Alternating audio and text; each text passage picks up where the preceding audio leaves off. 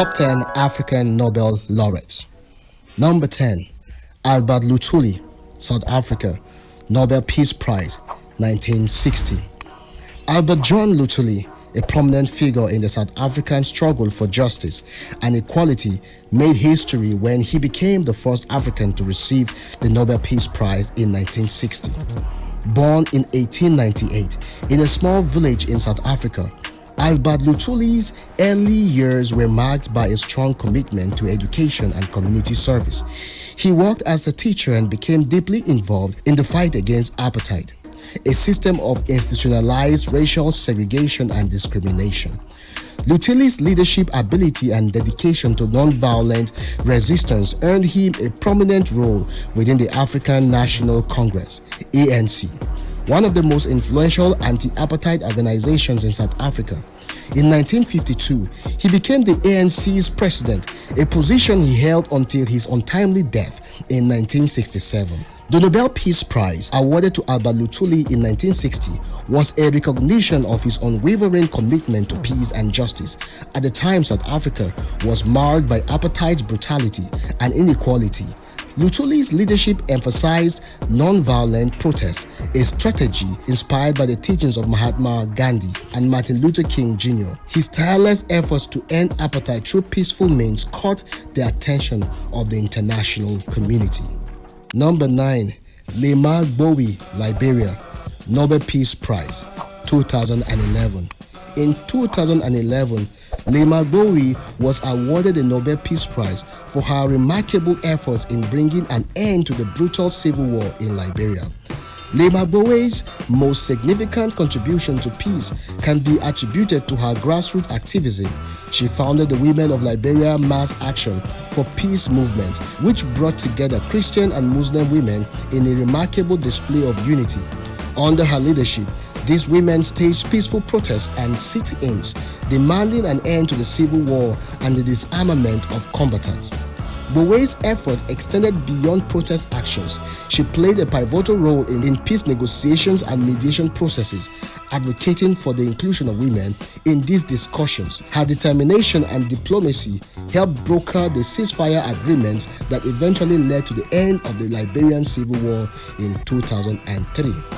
Number 8. Mohamed Al-Baradei, Egypt, Nobel Peace Prize, 2005. Mohamed Al-Baradei, an Egyptian diplomat and international civil servant, was awarded the Nobel Peace Prize in 2005 for his outstanding efforts in promoting nuclear disarmament and non-proliferation through his role as the Director General of the International Atomic Agency, IAEA. Al-Baradei's contribution to global peace and security have been widely recognized and commendable, making him a deserving recipient of this prestigious honor. One of the primary reasons behind Mohamed Al-Baradei's Nobel Prize was his tireless dedication to preventing the spread of nuclear weapons. As the head of the IAEA, he played a pivotal role in ensuring that countries complied with their obligations under the Treaty on the Non-Proliferation of Nuclear Weapons, NPT.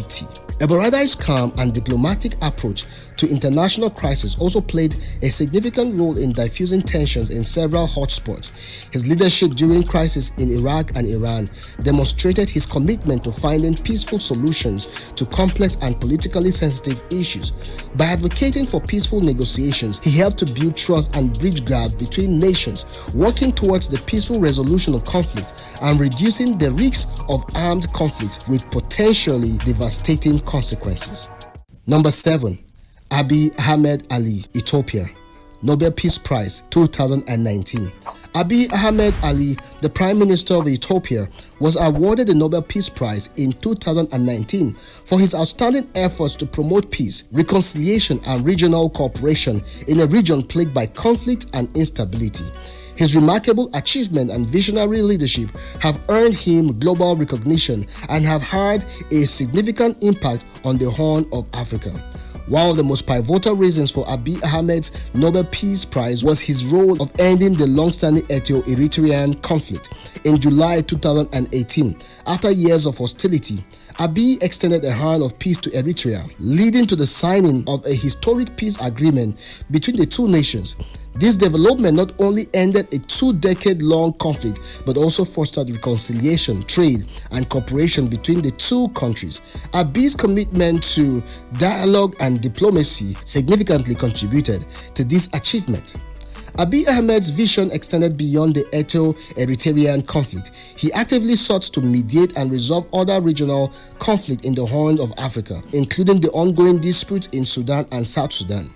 His role as a peacemaker in the region demonstrated his commitment to stability and cooperation, which are essential for the prosperity and development of the entire African continent. Upon taking office in 2018, Abiy Ahmed initiated a series of political reforms aimed at democratizing Ethiopia and addressing the country's internal conflicts. He released political prisoners, encouraged freedom of expression, and initiated a national dialogue to address grievances and promote reconciliation among Ethiopia's diverse ethnic groups. These actions were essential steps towards fostering unity and stability within Ethiopia. Number 6. Wangari Maathai, Kenya, Nobel Peace Prize 2004. In 2004, Wangari Maathai, a Kenyan environmentalist and activist, was awarded the Nobel Peace Prize, making her the first African woman to receive this prestigious honor. This recognition was not only a testament to her remarkable achievement, but also a powerful acknowledgement of the critical role that environmental conservation and social justice play in promoting peace and stability in the world. Wangari Maathai's journey to the Nobel Prize was marked by a lifelong commitment to environmental protection and women's rights. Born in Kenya in 1940, she pursued higher education in the United States and returned to Kenya with a PhD in biological sciences.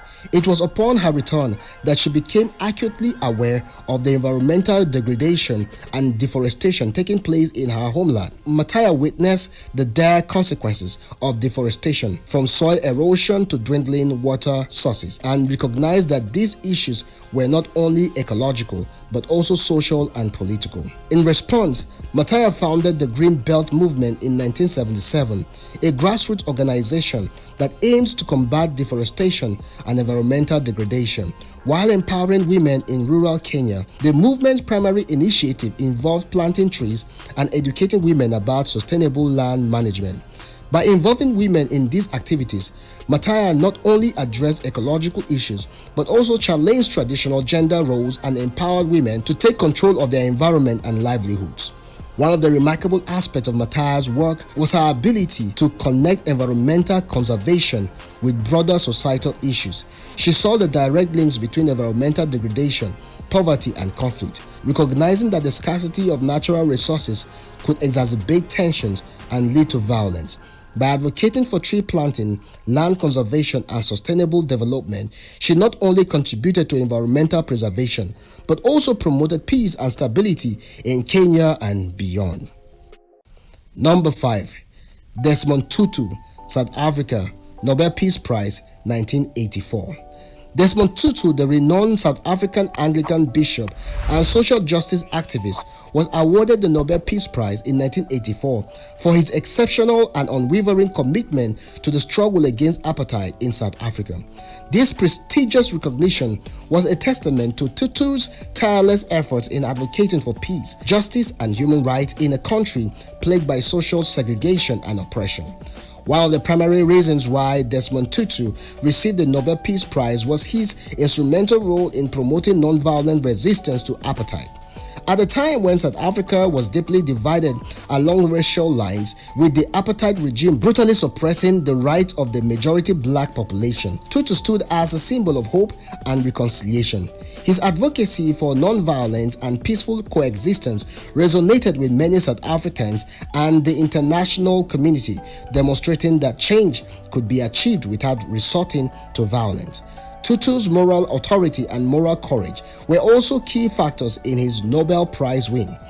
As the first black Archbishop of Cape Town, he used his position within the church to speak out against the injustice of apartheid. His sermons and speeches were powerful and impassioned pleas for equality and justice. His fearless criticism of the apartheid government and his calls for international sanctions garnered attention and support from people around the world. Tutu's willingness to risk his own safety to stand up for what he believed in made him a true moral leader. Number 4. Ellen Johnson Sirleaf, Liberia, Nobel Peace Prize, 2011. Ellen Johnson Sirleaf, the former president of Liberia, was awarded the Nobel Peace Prize in 2011 for her outstanding contribution to the promotion of peace, democracy, and women's rights in Liberia and Africa at large. This prestigious accolade was a recognition of her remarkable leadership in rebuilding a nation torn apart by civil war and her unwavering commitment to fostering reconciliation, stability, and progress. One of the primary reasons Ellen Johnson Sirleaf was awarded the Nobel Peace Prize was her tireless efforts to bring lasting peace to Liberia. She worked towards disarmament, demobilization, and reintegration programs for former combatants, facilitating their transition into civilian life. Her commitment to national reconciliation was evident in her pursuit of truth and justice through the establishment of the Truth and Reconciliation Commission, which aimed to address the atrocities committed during the Civil War and promote forgiveness. Another critical aspect of Sirleaf's leadership that contributed to her Nobel Prize was her dedication to democratic governance.